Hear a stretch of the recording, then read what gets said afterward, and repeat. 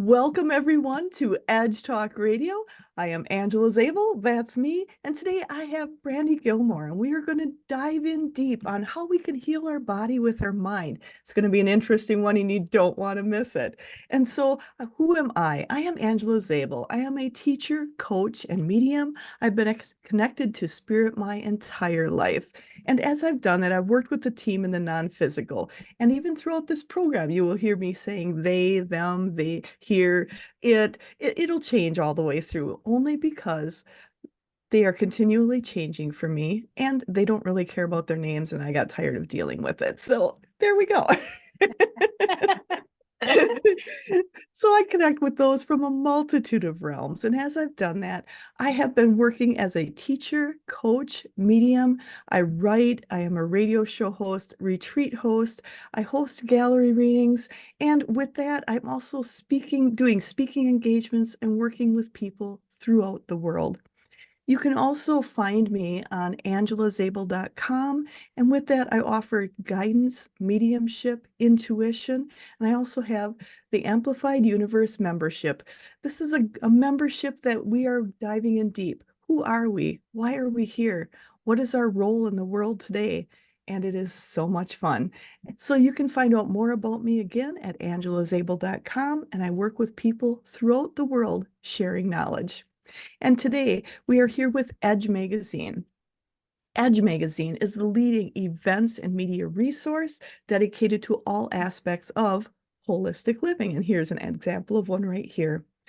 The examples of holistic living, health, wellness, and the mysteries beyond, sharing information, wisdom, and resources committed to promoting people, businesses, organizations who support our collective journey to wholeness and balance. It's currently distributed in 30 states and Canada with 17,000 magazines per printing, but it has a vibrant online magazine with over 42,000 people reached per month. So have a magazine shipped to your door, make yourself a drop spot, and sign up for their newsletter if you want to keep up to date, and check out their online presence, because there's more online than could ever be in this magazine. And you can find out more about them at edgemagazine.net. And today we are here with Brandy Gillmore. Brandy Gillmore is a researcher and mind-body healing expert who has been captivating audiences worldwide with her incredible ability to demonstrate radical healing using only the mind. She has even shown visual proof of the power of the mind using medical thermal imaging. Due to these breakthrough results, her case studies have been published in a prestigious medical journal. She has also delivered a mind-expanding TEDx talk and has been featured in several documentaries. Brandy's groundbreaking discoveries stemmed from her own debilitating injury. After an accident in 2003 left her disabled, in excruciating pain and without hope of recovery, Brandy began searching for a cure.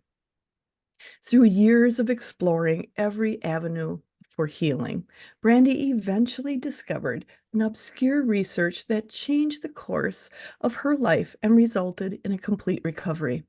Now she is releasing her brand new cutting-edge book, Master Your Mind and Energy to Heal Your Body, where she shares the hidden research that is the key to her success. Several researchers and doctors have referred to Brandy's new book as a must-read. It holds an incredible missing key to healing. And the reality is that our minds possess an extraordinary ability to heal, far beyond the placebo. And Brandy's new book helps the reader understand the missing link on how we can all access the hidden healing potential of our minds. So make sure to go on Brandy's website. It's brandygillmore.com. She also has a limited time self-training healing 90-minute masterclass, and you can watch some of the live medical thermal imaging going on. So make sure to check that out. She is also on Facebook, Instagram, and Twitter. And her book, Master Your Mind and Energy to Heal Your Body, is on Amazon, Kindle, and multiple other aspects out there. So make sure to check those out, and all those links will be down below. And she also has multiple And she, some are from illness to wellness, the gift method, heal yourself, change your life, podcasts, VIP coaching, and so much more. So make sure to go on her website, brandygillmore.com. And Brandy, I am so happy to have you on here today. I just want to thank you for being here and thank you for sharing your knowledge. And I gotta ask, who was the Brandy before all of this? You're beautiful. You're beautiful. Just watching you deliver. You're just beautiful. Um, Thank you. it's wonderful to connect with you. The Brandy before this, it's so funny. It was lifetimes ago, it feels. When you think back and you're like, that was a completely different version of me. And it's crazy how much I've changed. This is literally what I do now is the last thing I ever thought that I would be doing. I used to do network engineering and operations. Um, Oh, and that's what I used to do, working in telecommunications. And very athletic and not really spiritual at all. I was raised Lutheran, and growing up, I figured I was just pretty much agnostic. I was not into any spiritual religion. I felt like I was so far detached from any of that. And then I had my accident, and basically I had two accidents. Technically, I had a car accident and then a fall, and I fell just wrong, just right, however you want to say it. But I went from living a full life to being wheelchair, walker, cane, and my doctor saying there was nothing they could do for me. And so um, that was me. That was the end of me, the former me. and really, when you go from your vibrant life, you were just living everything. A lot of people are going through that life where you're just living. You're not expecting anything to be around the corner, and you're living life to your fullest. And then you go from having everything, moving freely, and then being at a short stop and everything stopping. What was the first thing that went through your mind when everything really came to a screeching stop? Did you feel like you still had a chance to get out of this, or were you feeling that defeatedness when that first happened? No, I felt like I still had a chance to get out of it. I felt like even with my work, they wanted me to come back. I wanted to come back. I said, I'll be back in like 2 months. Or 6. I don't remember exactly the time. It's all kind of a blur, but it was a short period of time, like I don't know, 6 weeks, 6 weeks, or 6 weeks or 2 months or something like that. I was like, I'll be back. I just need to take some time off and heal. And then 2 months came around, or then the next thing, and it's like, well, I need a couple more months. Well, I need a couple more months, and months turned into 6.5 years. Wow. That's a huge blow to a lot of people. And as you started going through this where things kept getting delayed and delayed with your own personal healing, how did you mentally keep yourself going? How did you mentally keep yourself still looking for something different? Or were there times you just kind of gave up and felt like there wasn't anything there for you? Yeah, I would say it at first. I was in this place where I was like this holding pattern, thinking, okay, well, my doctor's going to find something. It's like, okay, well, let me go see the next specialist. Well, okay, I'm going to go see the next specialist. So it was like this hope of finding a specialist that could heal me was the case. And then you kind of count down. So then at that point, I would just try to check out. Just watch TV or do anything I could to distract myself, and just, wait for the next appointment, count down the days for the next appointment and distract myself, lay there in pain, try to get out of pain. It was just like surviving through and saying, okay, well, there's an appointment coming up. I just have to make it to that. And, and then, and not sleeping and all that. So it was just survival mode, but it was okay because I thought, like, it was extreme amount of pain, but it was just like, okay, well, I'm going to get fixed. It never really fully registered that I wasn't going to heal.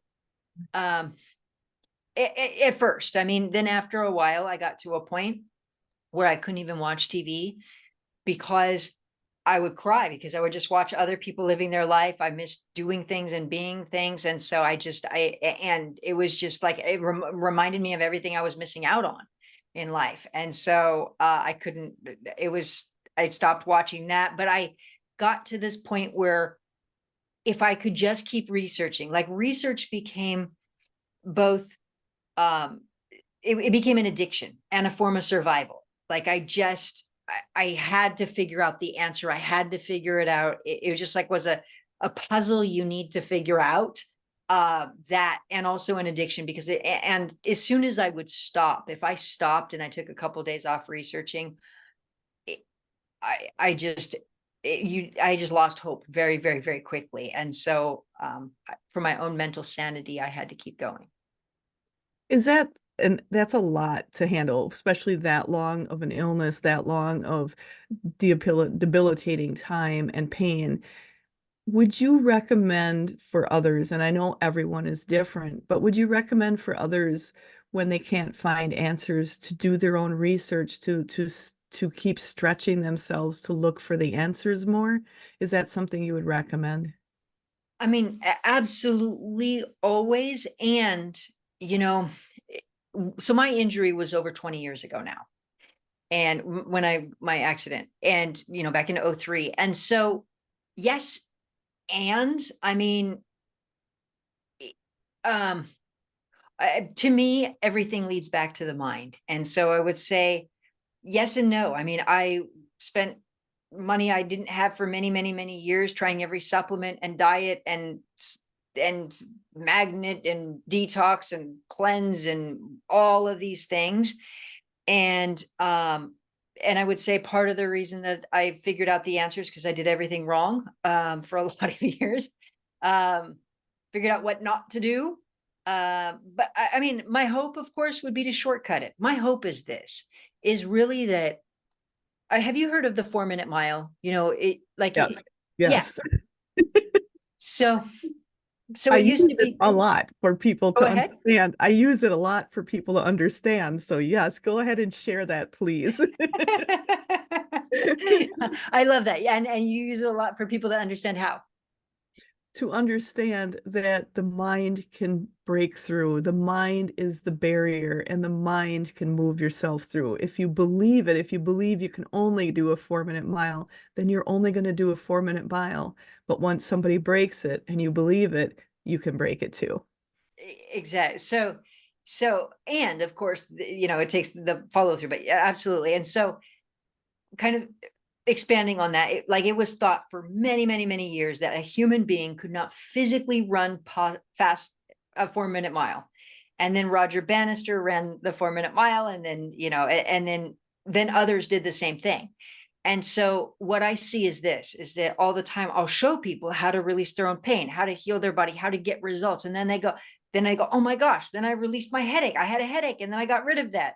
Or I had this and I got rid of that. And the thing of it is, when you stop and look at healing with the mind, it actually makes logical sense. It makes like, the former network engineer in operations, like from my past life, when everything wasn't working, when I wasn't healing, when I wasn't getting results, said, okay, what is the formula? What do I need to do to get results? And when you stop and really understand it, it makes logical sense. And so my hope is what you asked, would people, would it be good for people to spend years and years and years researching and all of that? I mean, yes. And my actual hope is really that everybody wakes up to the awareness that our minds are amazing, and that nobody has to go through the 6.5 years that I went through, and that everybody learns that we can heal themselves, ourselves. So You broke the 4 minute mile with your book. You broke the 4 minute mile. You broke the perception of so many people out there.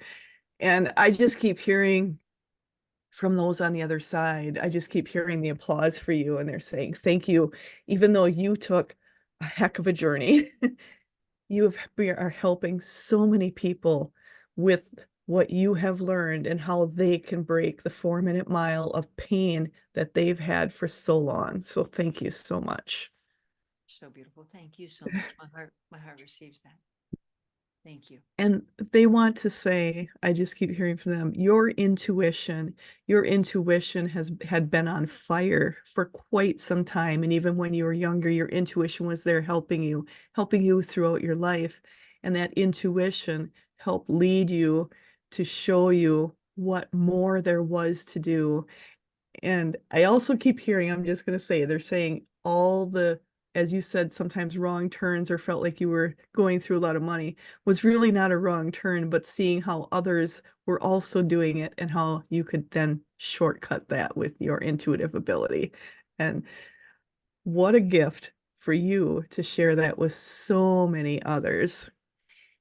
Thank you. Thank you. And when I was going through my injury and I was looking for one doctor after another, to your point, I went through, but basically it was one research study after, or one doctor after another. And finally, I had been going to this research hospital where in the hospital, there would be 3 or 4 doctors who would come into the room at the same time and they would evaluate you and try to get a plan together because I was like, I have to get better. You don't like, I'm not giving up. There is not a no, I have to get better. And finally, these doctors got me into a research study. And I thought, oh my gosh, like I'm going to get my life back. It's what you hope for, is that somebody will invent something new. And oh my gosh, whatever you're suffering from is gone. And so that was my hope. And so leading up to this study, I felt like a kid waiting for Christmas, counting down the days. And finally, this study comes. My friend takes me to the hospital, wheels me into my wheelchair, and I'm laying there in the hospital bed, just thinking of all the things that I want to do. And the doctor, he comes in and he's got this look on his face, and I can tell something is wrong. And he just looks at me and he says, Miss Gilmore, you can't be a part of the study. We don't expect you to get better. Wow. And I felt like I swallowed a tennis ball. Like I just was trying to choke back the tears. I was devastated. And the next memory I have, basically, I don't remember leaving the hospital that day, but the next memory I have, I'm laying in my same bed and I don't even want to open my eyes. I'm like, what is the point? I can't live like this. I can't be in this much pain. I don't have my light. Like, what am I going to do? Spend the rest of my life like this? I can't. And I had this voice come into my head that said, but Brandy, what about the placebo? And that, to your point, that intuition, that guidance was a pivot for me. And don't get me wrong, like I wasn't like, yay, there's the placebo, I'm gonna get better, yippee. I was like, but yeah, okay, well, it was this feeling of feeling like, from a placebo is a fake pill. In any research study, there's half the participants or a certain percentage of the participants get the real drug and a certain percentage get the fake pill. And I thought to myself, well, it's well known that a certain percentage of people can get better just from the fake pill. And it was just this feeling of feeling like, well, I can't give up. If there's a possibility that I could somehow get better, then I can't just check out now, kind of feeling. And so it made me want to research the mind and figure out how it works. And I did all the wrong things for many, many years. The placebo, I thought it was just due to belief. And so I was forcing myself to believe I was already healed, and forcing myself and chanting and affirmations and telling myself and believing and forcing myself to believe. And it wasn't working. And then I came to realize there's something called the open label placebo, which is where both the doctor and the patient both know it's fake because it's open label and it still can work. And I was like, okay, well, clearly it's not all about belief. and and it led me, and I had been doing the meditation and the theta state and the binaural beats and the positive thinking and the mind programming and all of the things, and I wasn't getting better. And so it really drove me to figure out, but what is it and what specifically do I need to do to get it to work? And but yeah, it was so many things, it just trying to figure it out. Oh, and there's a lot to figure out and for you to move through that. And when you started, because you have such an inquisitive mind, I just feel the inquisitive mind on you is just crazy. And when you started seeing the placebo was working, even when people knew it was a placebo, what did you change differently in how you were doing things? Because at that point, you had been doing the positive affirmations, you were doing all the belief aspects. What what else did you add in there when you discovered that part of the study?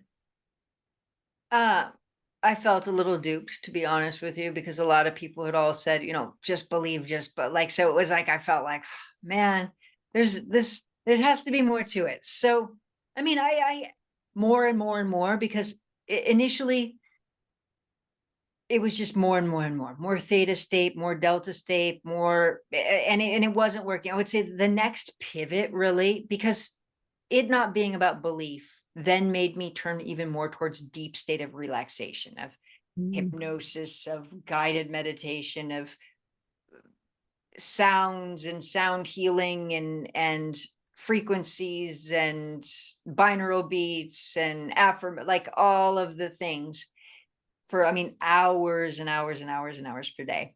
And, you know, bingo. So my channel is coming. There's a story I want to tell you, and that is because it speaks to what you're saying. It's like I on my hear channel. it. But to finish that story real quick to your question, it is that so funny because you're an open channel. My channel wants to play with you. It's like, oh, here we go. So, anyways, all right. So basically, it's so funny. My channel is so open. Hold on. Bingo. Yes. Okay. You So might as well just say what they want you to say because they're not going to let you off. you know it so well. But I'm like, so it's so funny to go from network engineering and operations to like woo-woo channeling information. And then I have both. I'm very logical and analytical and also bingo channel information. And so my brain also is like, well, let me give it succinct. So the succinct part of this part is this. If I wrap this part in a bow, it is this. It is that, yes, it is that I had been working on, all of the things. And then a friend, her mom, or I'm sorry, not her mother, her aunt was passing from lung cancer. And she messaged me. She called me and said, if she asked if I wanted to say goodbye. And I said, of course, yes. So she came over, she picked me up, she took me to her aunt's house. And as I was saying goodbye, so I said bye. And she had been, in hospice and final days for a few months and in and out. And I had this epiphany. It was kind of jarring. After I said goodbye, I looked at her and I thought, gosh, that's probably what I look like every day. Because I would just lay there like in a deep state of relaxation and theta state and delta state, trying to just maintain this deep state of relaxation to heal. And it was like, you know what? If that was so healing, then she would already be healed. I have to do something different. And so it was so many key distinctions at different times. So that was also going like, okay, I have to go beyond belief. I have to go beyond just telling myself and the affirmations and the what is it? And so there's that. Now, bingo. Now I want to skip ahead real quick because the story that's sitting on my channel, it's to your point. When you said this intuition has been so helpful throughout it is. And this is what's funny is that fast forward, when I did figure out how to heal myself, I had been working on walking without a cane. And I was working on walking without a cane and working upright and how to get my gait and to stop walking with a limp and catch my balance. Because at first, when I was walking without a cane or a walker, it looked like I was trying to fly away because anytime I went to go lose my balance, I would flap my arms. Like, when you get so used to a walker or wheelchair cane, you expect it to be there, and it's retraining your nervous system to let your legs do the work instead of your arms. Yeah. And so I had been working, and there was this working on walking, and there was this song that I would walk to that had no words.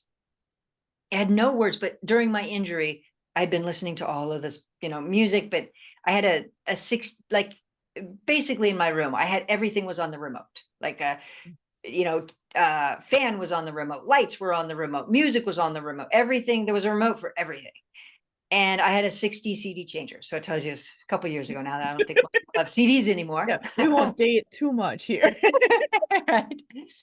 But there was this CD number 57, track number 4. And I would, every time I went to go walk, I would just, like, it didn't have any words, but I would play it. And it had this beat. And I would just work on trying to walk, pace, and get it, right? And so I was doing it, and I got it, right? And then so finally I'm better. Fast forward, I sold my house. It was in Northern California. I sold my house. I said, you know what? It's time to leave. I'm all better. I'm healed. I have to just, it's time to go and fly and be free and all of that. I took my special CD, that CD number 57, track number 4. It was the last piece of anything in the house. You know, the movers took the rest. I grabbed my personal belongings, got in my car, opened the garage door to pull out, put that CD in. The name of the CD, the name of the song was She Walks in Beauty.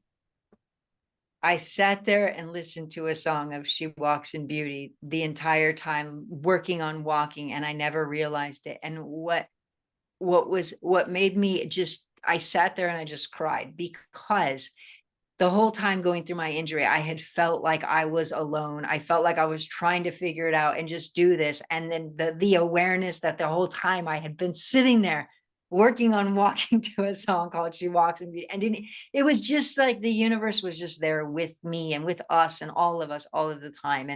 And just that feeling, it just was, we're so connected and bonded with the universe more than we all know, you know, and you know, I don't have to tell you that.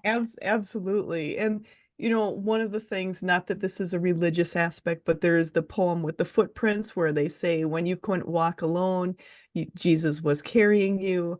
And that's what that reminded me of. Just a reminder for people, when you're feeling alone, someone's always there, someone's always supporting you. And for me, I always say, I tell people, I don't care what you believe, what you call it, whatever name, it doesn't really matter.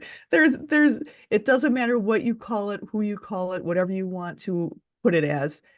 It's an energy there of support. And to know that love and support is always there for all of us, that's all that matters. What you call it, I they don't care.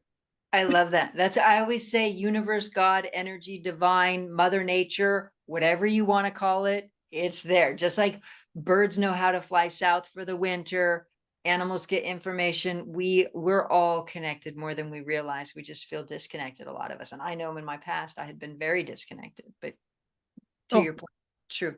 Yeah. absolutely. I've been there too, where you felt alone. And especially you also went through that, they're calling it kind of like a reawakening of understanding, you, trusting your intuition, bringing that intuition in. A lot of times people feel very alone during that process. And to know, they're just saying, when people are going through a lot of things, they're always there. So many aspects, different realms are always there supporting us. And you have trusted your intuition much more than you ever have before. And they're saying, as you trusted that intuition, it started coming out into that woo-woo aspect that a lot of people look at. But it's really it's just our natural state, but people call it woo-woo. So I'm like, why would you call something natural your woo-woo? Exactly. I call it universal Wi-Fi. It's Yeah, like our cell phones all connect to Wi-Fi, or our computers, even if we're in the middle of nowhere. yeah, Connect. very true. Touche. And we all have access to Wi-Fi, but the only thing is some of us, our minds, and I know that was me in the past, and I didn't even realize it. I mean, when I worked in technology, I didn't even know I had emotions or a subconscious mind. You know, it was 20 plus years ago. I had no idea. But the more you really, obviously, the more you work with your mind and clear your mind, the more you can just tap into universal Wi-Fi, and it's incredible. Absolutely. I love how you call it the universal Wi-Fi. I would call it the intuitive antenna. Our body is intuitive antenna. So it's like, Okay, that's great. But I am picturing us all now with antenna on our yeah, head. GTD. Well, they do think a lot of times we're crazy. So, the tinfoil hat's not too far off. Yeah. You know, I always try to ground the craziness. So because the former network engineer and then the woo-woo channeling, it's so funny. Like, I'll take people and I'll show them how to release their own pain under medical equipment, or all kinds of things, heal their body under medical equipment. So then people can see it, because it's like I'm a left brain and a right brain all together, because I'm like, okay, well, look at this. We're going to channel information. But even Einstein credited his discoveries to his intuition. And it Yes. makes you think, you go, wait a second, Einstein credited his discoveries to intuition? Huh. You start to think about that. That's loud, speaks Absolutely. volumes. Absolutely. And I love the fact that you took that right and left brain, which is really just us, but and all that intuition around us. But you combined it and you started using the medical aspects and having that thermal imaging, having them see the results because really how beautiful it is for someone to actually see it. It's like when you take a test, it's if nobody grades the test, you don't know if you did any good or not. This is doing the thermal imaging and the other aspects so you can see, look at the change, physical change that they can physically see. And I think that is something so huge. When did you decide and when did you start bringing that combination together to bring some of that imaging together with as you were doing the healing? Yeah, I after I healed myself, I thought people are going to think this is impossible or crazy, and I wanted people to see we can all do this. It's not that just I'm amazing. Yeah, yeah, I'm amazing. We're all amazing. And so I started showing people and how to do it. And then I started showing people how to get out of pain. And then also I was at the same time, people started asking me to speak. And so I was speaking on in different locations. And so then I was speaking, and then I would start taking people from the audience who were experiencing physical pain, neck pain, back pain, shoulder pain, whatever it was. And I would show them how to get rid of it, to alleviate it. So it was gone. And I thought one time as I was getting off a stage, I thought, someday somebody's going to say, well, that was fake. That they couldn't have really had pain. They must have just said, oh, I had neck pain. Ta-da, now it's gone. And that would have been me before. I was world's biggest skeptic. So I probably would have been like, that can't be real. And so that's probably what has driven me more than anything is my own, knowing how I would have been in the past. And so I thought, well, I have to figure out how to show this under medical equipment. And so there's somebody here in LA, advanced thermal imaging, and it's Dr. Hillary Smith. And so I reached out to her, and she's been doing thermography for many, many years. She's a chiropractor. And so I reached out to her and I said, I told her what I wanted to do. And we were able to set up a structure around it where she set up her medical equipment and I worked with people while they were being scanned. And what it looks like is this is to describe how it works is it if somebody has some type of injury, maybe a sprained ankle or an infection, it can emit heat. We have heat in the body. And so medical thermal imaging can detect heat at an insane level. It's very high, very advanced technology and deep in the body. It's incredible. And so what we would do is she would scan somebody, and let's say she was scanning their neck area, or she's taking images of their neck area. And if they had pain, you'd see this big red spot over their neck. And then I would show them how to use their mind. And in real time, you could see the scan turn from red to green as their pain goes away. And what I loved is not only could you see it, but also you could see it wasn't just mind over matter or positive thinking or hoping it was gone or ignoring the pain. You could actually see that there are physical changes taking place. And I think that is just profound. And that's key for so many people because a lot of people look at this and I like to say there's new people understanding more about themselves every single day. New people, some of them call it the awakening. They're waking up to say, hey, maybe there's something more to me than just my body. Maybe there's more I can learn to do with who I am. And this is something that a lot of those people can see, actually see, physically see it in real time. And I've seen some of their scans, and I encourage people out there go on your website, check out some of the scans, check out some of the information that's there. Because I looked at some of those scans and they are absolutely amazing to look at and so fun. And it also lets people start breaking out of their own mind, their own thing of that can't happen. I need to see it. You can see it. And that's the key. That's the thing I love with yours is you're showing people. You're not just telling people, and like you said, people wouldn't believe it otherwise. Now it's like, there's the proof. My team is saying the proof is in the pudding. I like your team. Uh, exactly. And that's what I love is actually so I love where you can show one result and you can see it. And another things that I've done with these is instead of doing a study like that, it's continuous. So in other words, if it was, let's say it was over the period of a month, somebody could say, well, I slept on the pillow, or I got a new pillow or a new mattress or worked out, or, and you, so you don't know what really did it. And in this period, like you'll see people even on the scans, that's 22 minutes, that's 15 minutes. Like Nice. there's short periods of time where they're doing it and you can see it in real time. And then, and it's not just pain. I mean, there's a woman who's on my website also who had a tumor in her throat. And what I love about hers, and I've worked with multiple people with tumors and whatnot who've healed themselves. I don't do it; they do it. But Love it. even even with her, she had a tumor in her throat. And what I love about hers, and I share it all the time because it had been there 4 or 5 months. She tried everything to get rid of it. Finally, she scheduled surgery. She had another MRI.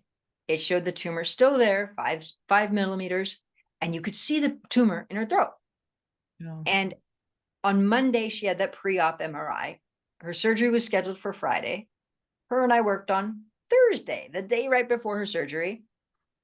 And as a last ditch effort to get rid of it, the tumor had been there. We worked together and she couldn't find it anymore. And then she went in the next day to the hospital and they said, well, I'm sure it's still there and yada, yada. So she went in and then the ENT checked right before they did surgery. And he's like, I've never seen anything like this in my 30 years of being an ENT. I can't operate on something that's not there, and they cancel the surgery. And she's like standing outside the hospital. So again, what I love is quantifiable things, and I've worked with plenty of people, but that where you see it and then it's gone, and then it's, the proof is in the pudding, as they say. Absolutely. And I love the fact what you just said. You don't heal anybody, they heal themselves. You're offering the resonance, you're offering an option, an opportunity. They choose to take it or not, and that's totally up to them. And as you've done this, you've been working, and my team is just telling me you've worked with multiple, just thousands of different people have been through your program, have been working with you, have been taking some of that information and using it for themselves. As that's been happening, a lot of people listening are going, okay, you're not doing mind, you're not doing this. So what are you doing when you're working with someone? What is your process of working with someone? Really, ultimately, if I'm going to tell you first and foremost, it's going to sound a little too simple, but there's more to it. But initially it's going to sound too simple. And here we go. It's this. One of the things that I began to realize, and as I said, okay, I have to figure out how this works. I started looking at multiple personality disorder and research, medical research, journal after journal after journal has shown that people who have multiple personalities can have different ailments when they're in different personalities. They can have high blood pressure in one personality, but not in another. They can have back pain in one personality, or asthma or allergies. There's even a well-known study of a woman who was blind in some personalities and not in others. And not like she was faking it. She was medically blind. And they did brain scans and all of these things. And blood pressure, not faking the blood pressure. You could see it and measure it, and different body temperature and all of these things, EKGs. And so what I began to really distill is looking at emotions. And I said, well, how can I see that emotions affect the physical body? And of course, in the state that I was in, I thought I'm going to need a lot more than emotions to heal my body. Uh, I don't. Need the army. Oh yeah, like there's no way. But I started looking at it and said, okay, well, if bingo. So I started looking at it and, seeing very simply embarrassment, if somebody's embarrassed, their face turns red, or even panic attack, racing heart, shortness of breath, or sexual thought. sexual physical response. And I thought, yeah, we know that emotions affect the body, but how much do they really affect? I mean, I need something more than this. And I started looking at extreme situations where somebody could die of a broken heart, or scared to death, where somebody's so scared their heart just suddenly stops, or widowhood effect. And I saw all of these ways that our emotions can actually affect us to the point of death. And I thought, well, why isn't this part of the medical system? Like, and not only that, but then I was, researching everything from neuroscience and medical journals and stress and psychoneuroimmunology and Louise Hay and Florence Scovel Shinn and, all of these different things and looking at it. And so what I really started doing was distilling down and saying, okay, well, a few distinctions that were really key was that first and foremost, identifying which emotion was affecting my body. That was one key thing, was which emotion. I say which emotion, but technically it's which combination of emotions. And this is why I say that. Is what I began to realize is that you can see that somebody, like you can see stress affects the body. We know that. But if I looked at it objectively, I could see that there were people with PTSD who weren't necessarily sick, and people with huge amounts of stress. And then there were people who had less stress, who had extreme illness. And what I began to realize is that it takes combinations. Different combinations equate to different illnesses. And the analogy that I use all the time is this, is that, if somebody has flour, they can't make cake. But if they have flour and they mix it with eggs and butter and other ingredients, or vegan eggs and butter, and et cetera, then they can make cake. Now, of course, illness and pain is much different than cake.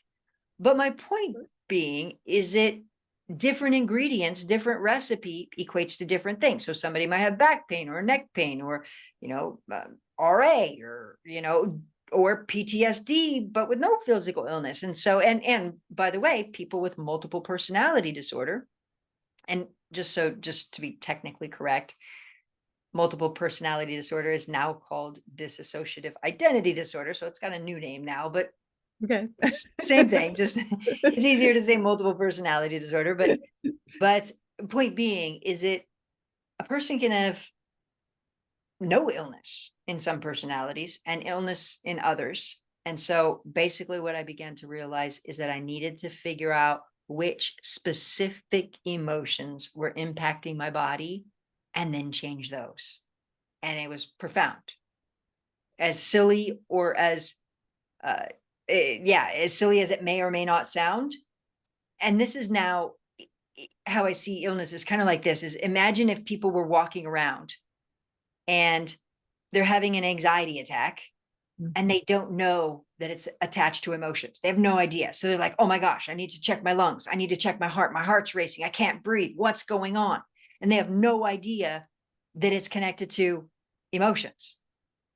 And similarly, we have people who have pain, we have illness, all of these things, and they don't realize it's connected to emotions that are in their subconscious mind. So they're like, run this test, run that test. And I'm not saying, by the way, avoid your doctors, not at all. Keep going to your doctors.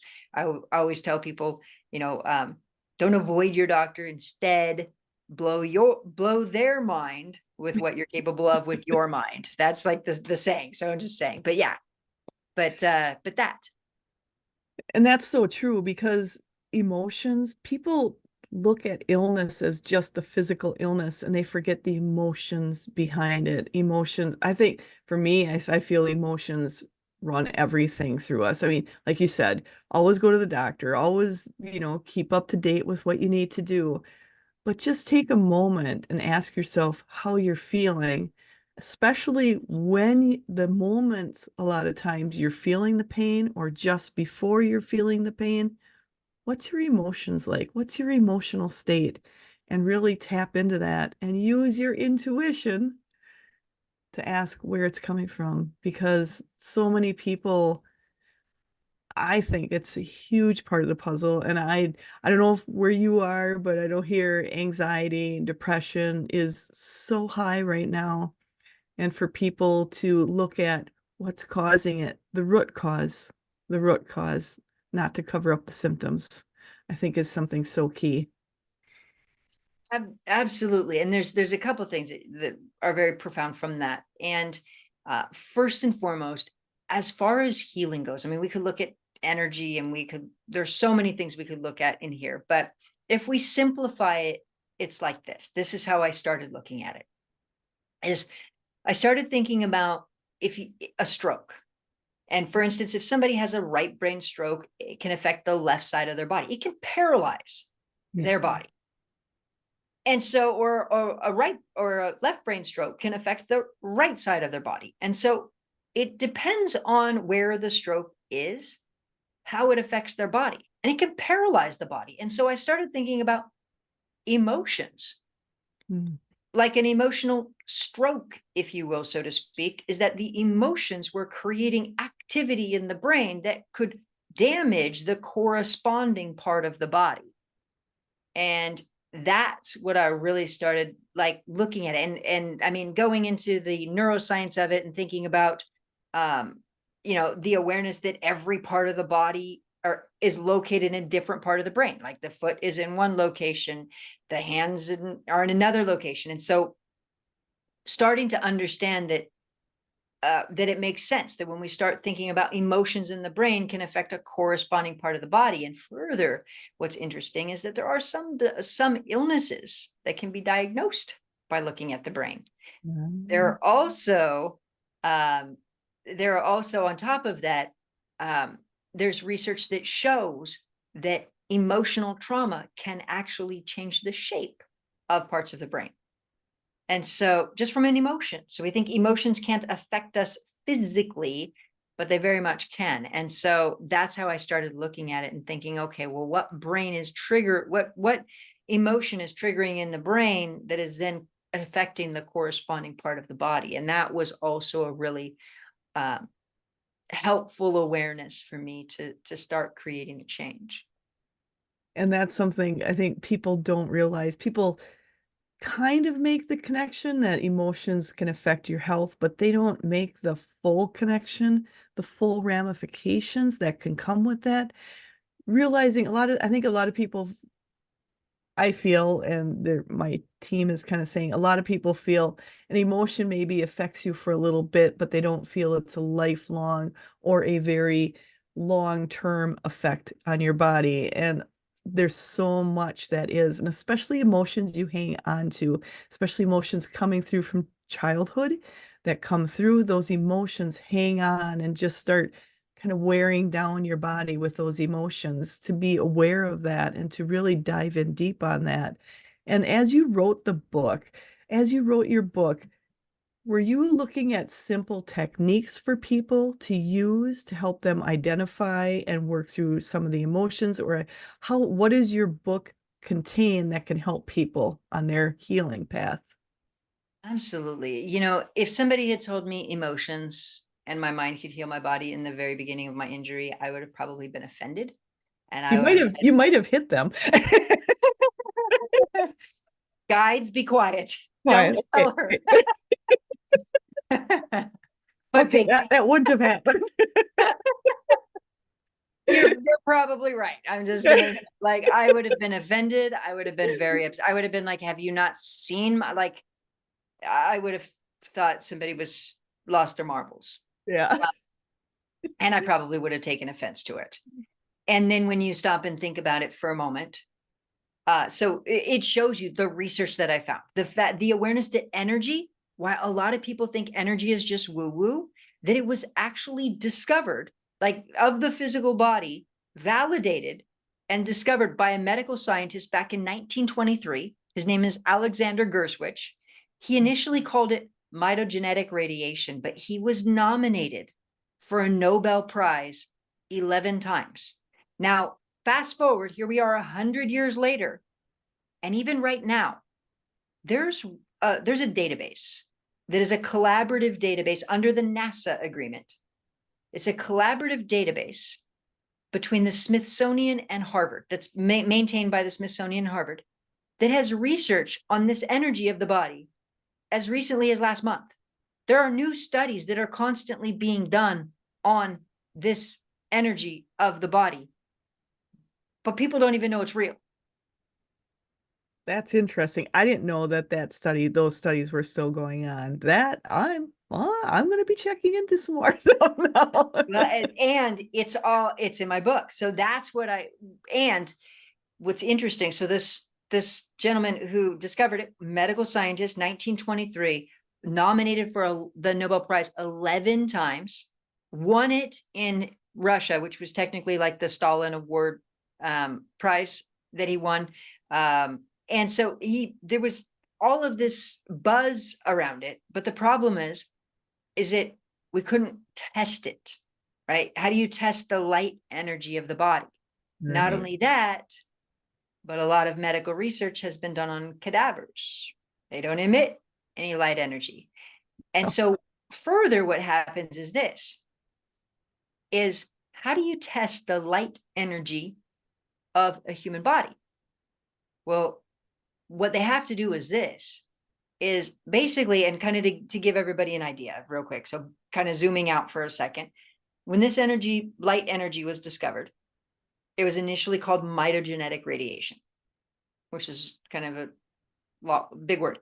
But if we it's a just big think of word. it, yeah, then they changed the name to biophotons, which is easier. And the easier way to think about it is like this. A light bulb emits particles of light, which are little photons. Or the sun emits particles of light, photons. Our bodies emit particles of light, and it's called biophotons. And so any biological source of photons, so a plant, biophotons, an animal, biophotons. So we emit these little particles of light. Again, this information is in the Smithsonian database. And so it's not like a woo woo, and don't get me wrong, I love the woo. So, but there are top hospitals around the world that are studying it. But this is the thing. Now we say the body's emitting little particles of invisible light. What do we have to do to test it? To test it accurately, we have to be in complete darkness.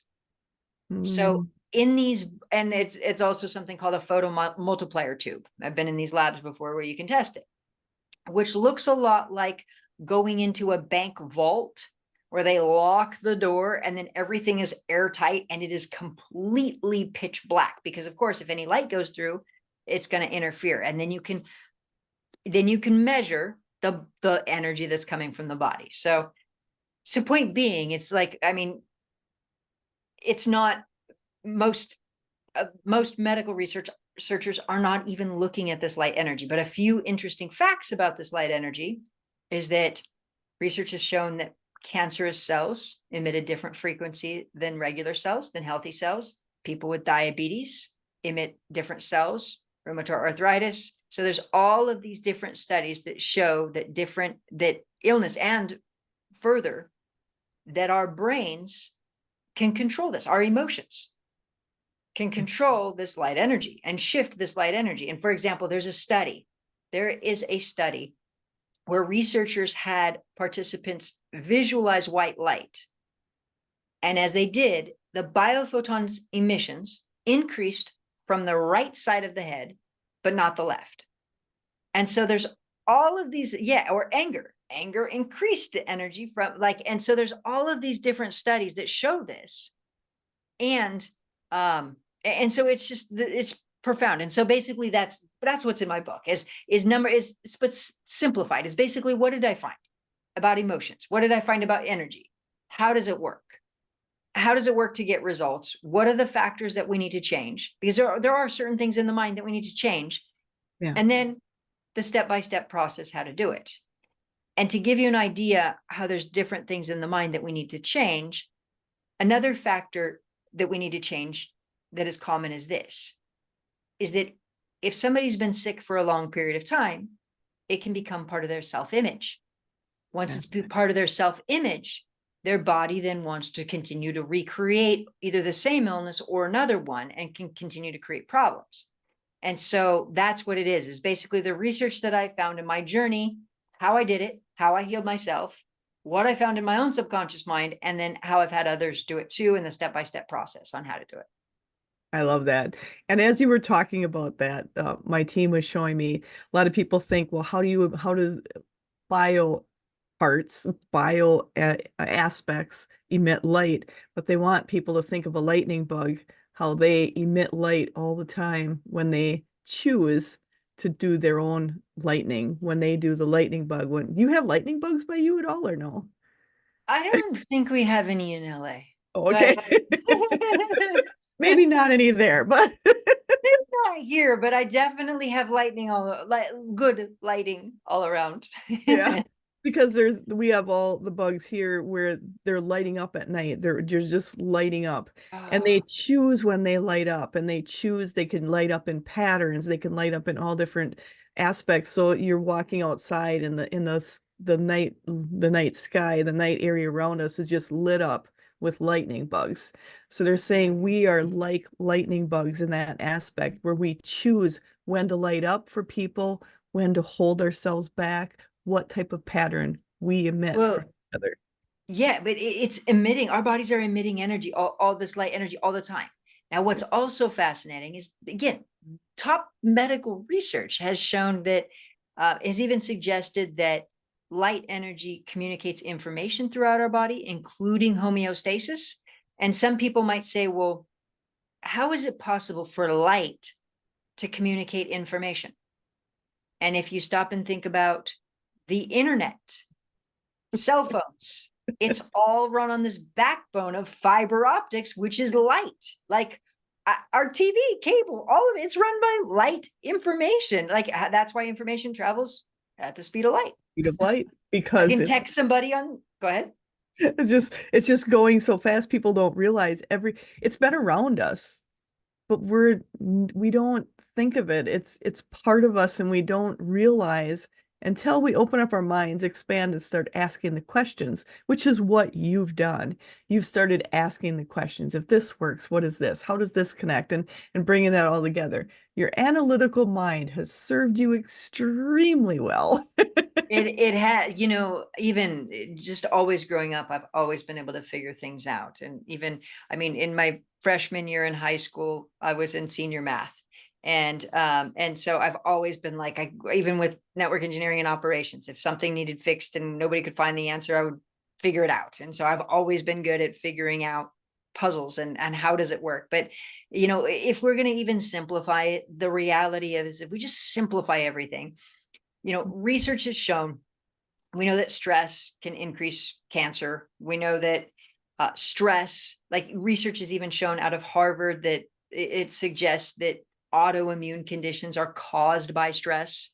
We know that, stress can literally impact every part of our physical body. Stress, there's research studies that show that stress can make your eyesight worse. There's research studies that show stress can make it, like all of these things. So if we know that stress, quote unquote, can impact every part of the body, then what happens when we delve deeper into the subconscious mind and realize what is actually going on at a deeper level? And that, again, that is profound. And again, if somebody told me that I could heal based on emotions, I would have thought they were crazy. And that's exactly the reason that I show it under medical equipment, is because I want people to see our minds are all amazing. Now, what I also love is that the way I see health now is like a check engine light on a car, if you will. That if you're driving a car and the check engine's light is on, it's telling you need to fix something. And in life, if we have an illness, it's a check engine light. It is telling us that we have subconscious patterns that are off. And if we address these emotional patterns, we can fix them. And the way to think about it is like this, is it, if we get a little technical here for a moment, but if we look at things like reenactments or repetition compulsion, so we look at Freud's work and we understand that our brains have a tendency to repeat emotional patterns, or we could even call it attachment theory, or we could call it law of attraction, whatever we want to call it. Our minds work in patterns and we attract patterns. And that's been shown, even in psychology.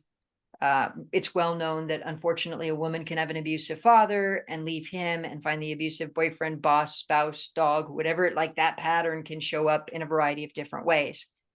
And it's unfortunate. And I have so much compassion. And simply put, these emotional patterns run in our subconscious mind, and we just don't realize that it's affecting us. So we can look and we can see, well, embarrassment, does that affect somebody's body? Yes. Panic attack, does that affect them? Sexual thought, does that affect them? Widowhood effect, can that affect a person? So we can see all the way that emotions affect the body. And the question, then you just take it to the next level and you say, well, what about the emotions we can't see, like hurt, rejection, criticism, abandonment, hurt, rejection, like all of these things? What are they doing, and what are these patterns doing? And so it's profound when we stop and we understand and we address them. And the gift is exactly that, is we take a pattern that's been hurting us and we change it, and our life gets better, our happiness, our health, everything. And it's profound. And that's something so huge. A lot of people look at just the outward emotion that maybe presents itself to us every day. So you're angry, and like you had said, the anger, I'm anxious about this, or something's going on, but they forget to look a little deeper, those emotions that we've buried. And a lot of times there's a lot of people out there that have buried those emotions, especially from childhood, from growing up and all the way through, buried them on purpose in order to survive. There's been a lot of survival mechanisms going into burying those emotions so you can continue to go forward, which served you well at the time. But when you start getting physical ailments, that's really a good indicator to go back and go, what's under the surface? Because something is being a catalyst to start this over. And they're showing me, my team is showing me, when you think of a, a pearl, when you have a grain of sand that's in a clam and an oyster, how that keeps grading and it grows this pearl over the top. But you need to know what's inside there. And when you look at that, when you start looking inside, to look at it as something beautiful to look at in order to find what the irritation was that started it all, and then changing it so there's just beauty left. Well said. Well said. Well said. Absolutely. And I think that another thing that's interesting, so a couple of things on that, is sometimes it's hidden. Like for me, if you would have asked me if I had any type of emotional trauma, I would have said no. I would have said, and fear, was I experiencing fear? That I was so good at burying emotions, I didn't even know I was feeling them.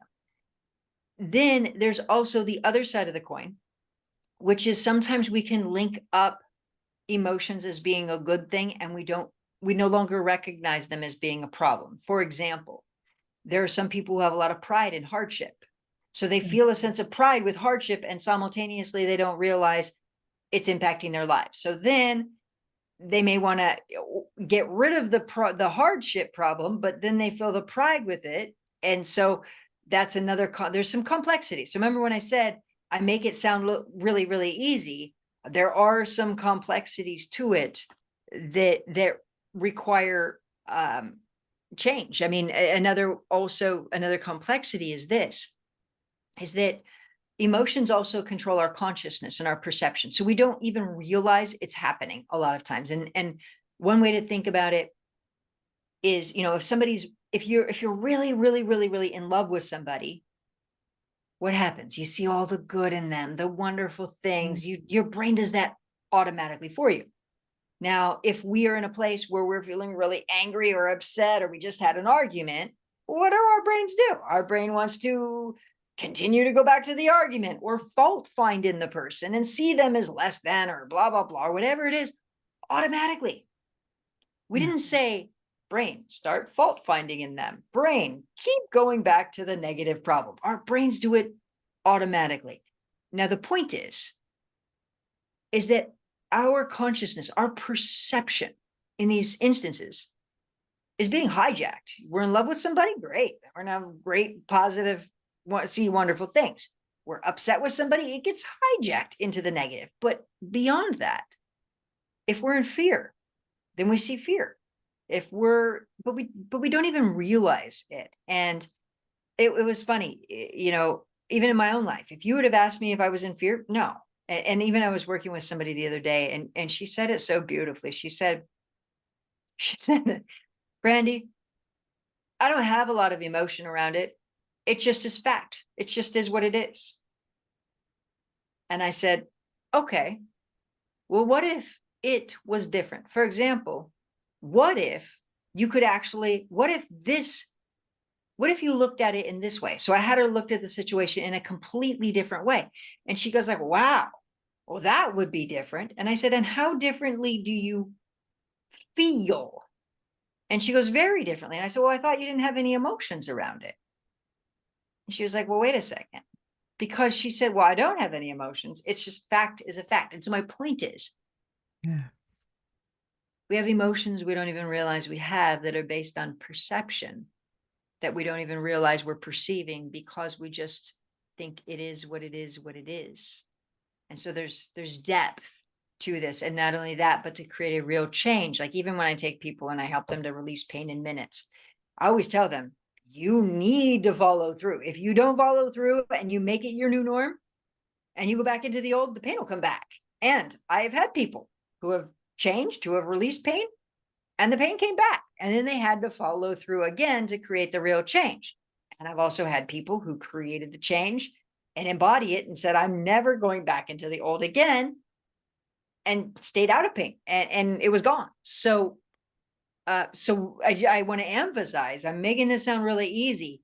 It does take real change. And so that's the other thing that's in the book as well, is it tells you how to make a real change, how to understand, how to tune into your body, how to understand what emotions you're experiencing, what all to change, and all of that. So And that real change is also the commitment, like we had talked earlier.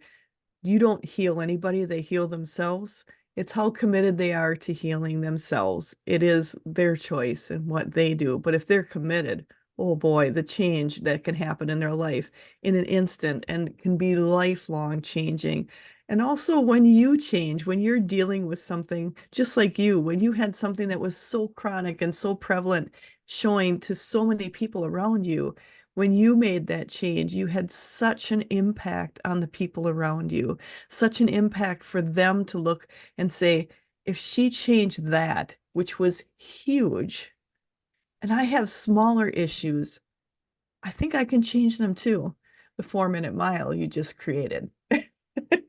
that's what I love. And well said. Every time I ever show anybody how to release their own pain, that's what I said. When after they do it, I say, look, you did that. I just showed you how to do it. You're the one that's amazing. You're doing this. We're all amazing beings. I'm not doing it. And that's one of the things that I also love, is that feeling of empowerment that comes from that. When you realize that we're amazing beings, and healing themselves from all kinds of things. I mean, I've seen people who have been bedridden who are now running marathons, starting their own business, doing all kinds of things. And I mean, multiple people.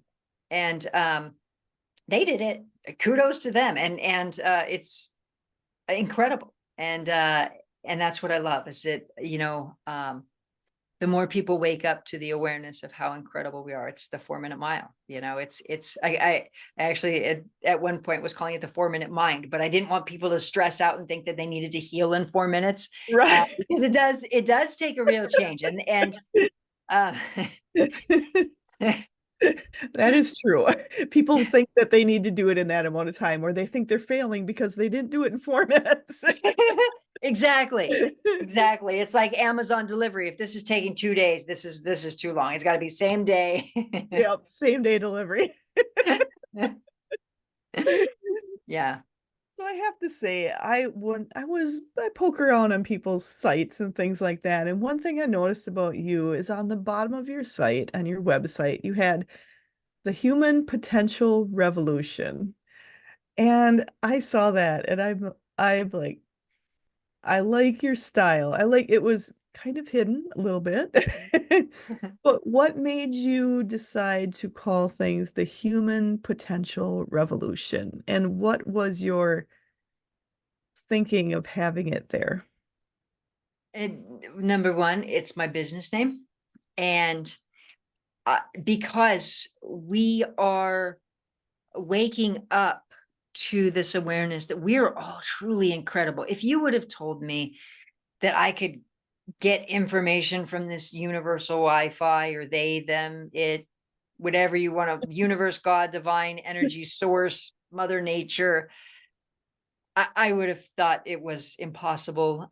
There was a time I would have thought, I mean, I was raised to believe that emotions were for weak people. Yeah. You don't get emotional, suck it up, move on. And I was good at it. I didn't have a problem with it. I wasn't wounded by that. I was on board with that. Um, so it wasn't like I was told to shove down my emotions and I felt bad for myself. No, I was like, shove it down. Let's go. Exactly. We Move have things to forward. do. Yeah. No time to waste with that. Yeah. What do we need emotions for? I mean, I was the type that if I ever got a cold, I mean, I would just buy a bottle of cough syrup on the way to work and keep going. It wasn't, I, whatever it was, I walked through fire. Whatever. Okay. I'll keep going until this whole accident took me out and changed my life. But exactly that is that oh, our like if it's so it sounds this is okay, so let's say this one person that I worked with who healed herself from bedridden for years, and then got better, walked a marathon 2 months later, went and got her license, been flying around the world, all of these things. She said, Brandy, why don't you emphasize more and more to people how great this really is? And I said, beautiful. The more I emphasize to people how amazing it is, the more people feel like it's impossible to do. So I have to ground everything. And I do. And here's a research study, and here's a medical journal, and here's this, but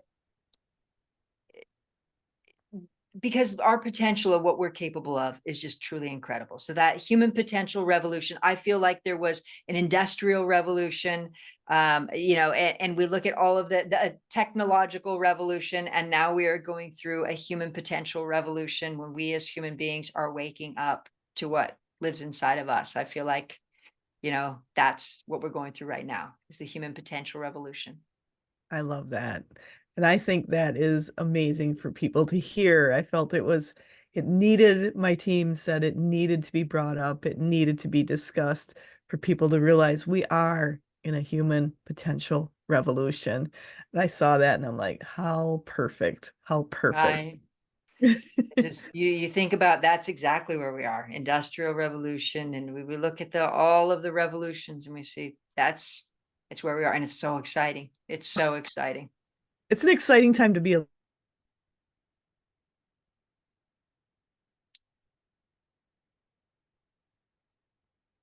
I and lost you for a second. I didn't hear oh, what you said. I was gonna say it's funny because the human potential, the revolution started in 1923, and now we're remembering what it is and starting over again.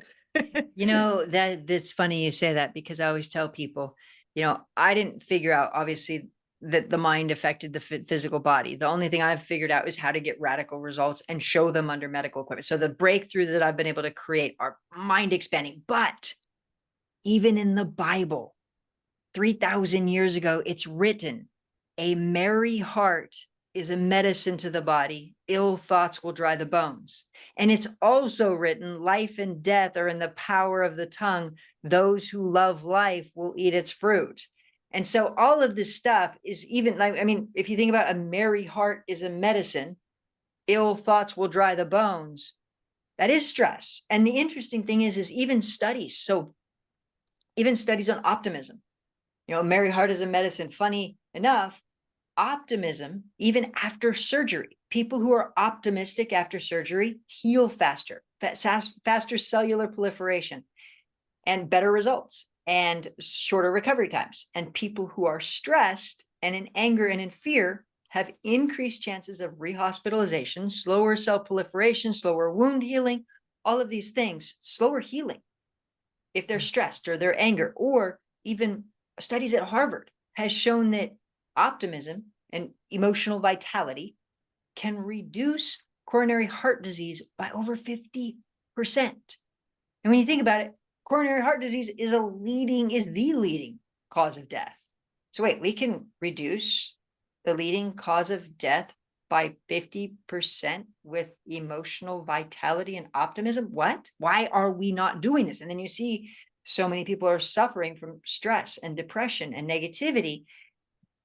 And it's sad. And, the fact that we can make this change, incredible. And not only that, but even, we look at the Surgeon General released a statement last year that said loneliness is an epidemic and detrimental on our health, increased diabetes, all of these things. And it's like, even mainstream is now finally saying these things, which is nice to see that we're there. We're getting there. It's the human potential revolution. Absolutely. It's coming together. It's coming together in all forms. And the side effect of that is joy and happiness and lots of fun and excitement in your life. That's that's actually exactly what I said in my TED talk. Did you really? I had my TEDx talk. I said, but I want to warn you, there are side effects. People who are happy tend to have better relationships, live longer. Exactly. There are side effects to this, but you do. It's a better life, and if you would have asked me, like, I did this to heal myself, Right. and I had no idea how much my life was going to change. The So benefit of you doing thousands of people the world over. So, you actually broke up, and I did not oh, hear you. the And the the benefit of what you did is changing the lives of thousands. Even though you did it to heal yourself, that healing is now spreading to thousands of people the world over. So even though it was a tough journey, your tenacity has made such a difference for so many in the world. So I thank you for that so much. Thank you. Thank you. Thank you. And likewise, your heart and your laughter and your guides and channeling and all of that, just beautiful. You have a beautiful, beautiful heart. So thank Oh, you. thank you so much. Thank you so much. I appreciate it greatly, and I appreciate you. And we're getting close to the end here. Is there something you would like to, anything you want to add for a comment or a close before we close this interview?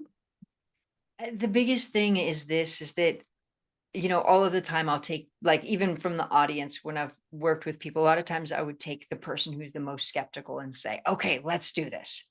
And if you're skeptical, I get it. And if you're not, and a lot of people all the time, a majority of people that I end up working with or come through my programs either are skeptical or have been on the healing journey for 30, 40 years trying to heal themselves, like I was trying the meditation, all of the different things, and it's not working. And yeah, you can get some results. And like for me, it became like a coping mechanism, and I could get my pain down and I could see some results, but I wasn't healing. It wasn't changing my life. It wasn't doing. And so it didn't heal my body.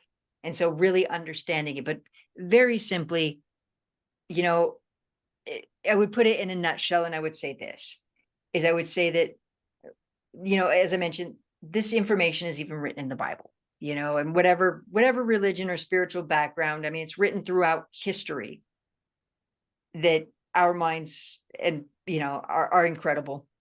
Yeah, And I would just hope that our generation is the one that makes it a reality, and that makes that the 4 minute mile or the 4 minute mind.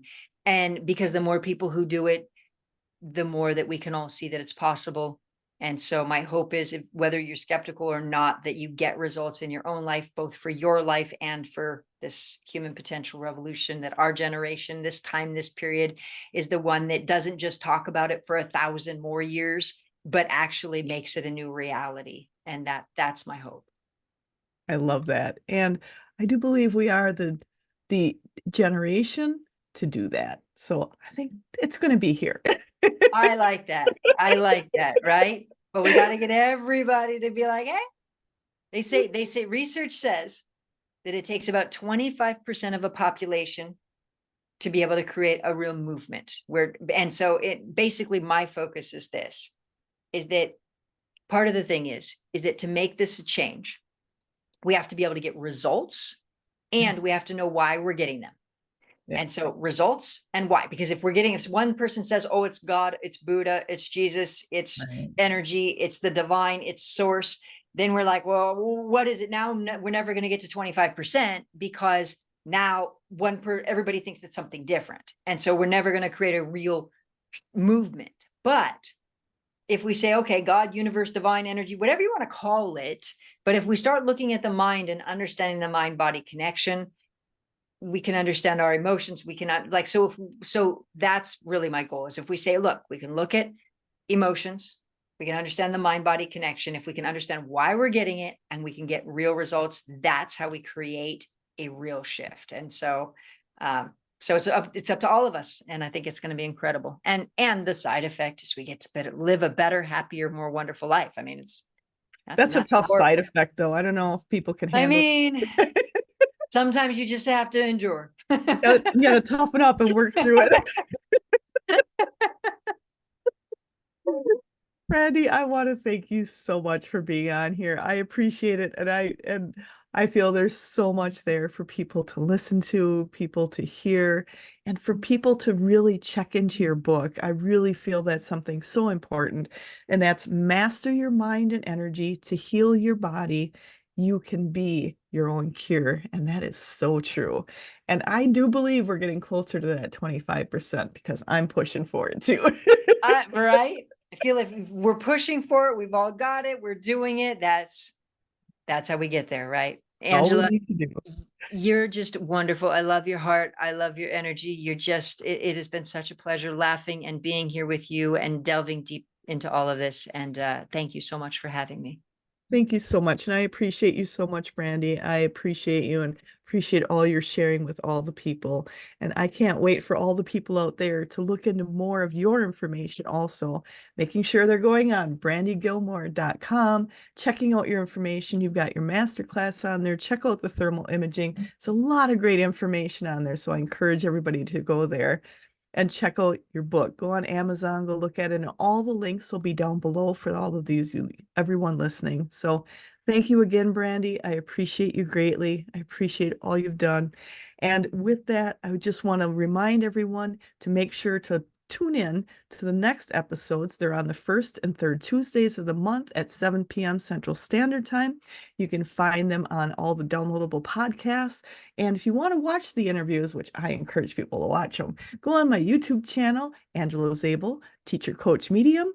And also, if you've missed any of the past episodes, no worries. You can go on, check out all the downloadable podcasts. You can also go on my YouTube channel and watch those. And I just want to thank everyone here, everyone listening. Thank you all for listening, expanding, and amplifying our universe together.